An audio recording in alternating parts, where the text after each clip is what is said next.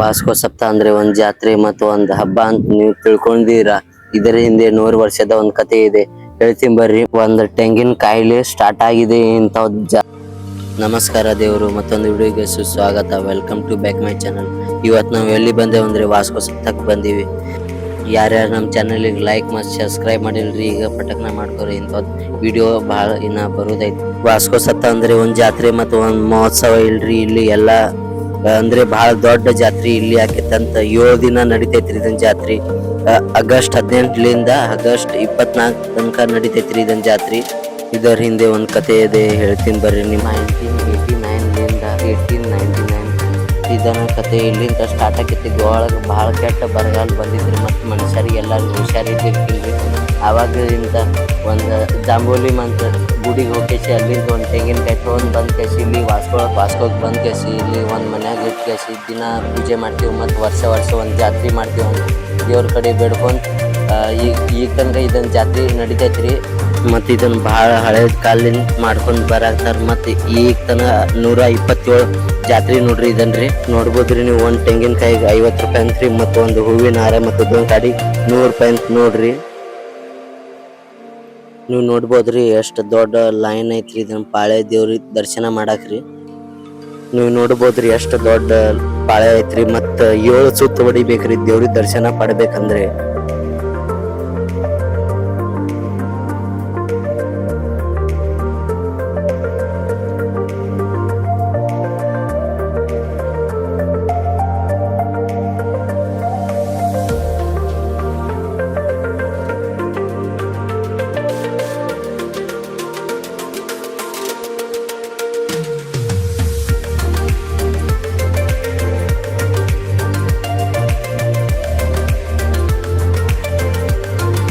ಈಗ ನಾವು finally enter ಆಗಕತ್ತೀವಿ ಗುಡಿ ಒಳಗೆ. ಬನ್ನಿ ನಿಮಗೆ ದರ್ಶನ ಮಾಡಿಸ್ತೀನಿ ರೀ ದೇವ್ರಿ.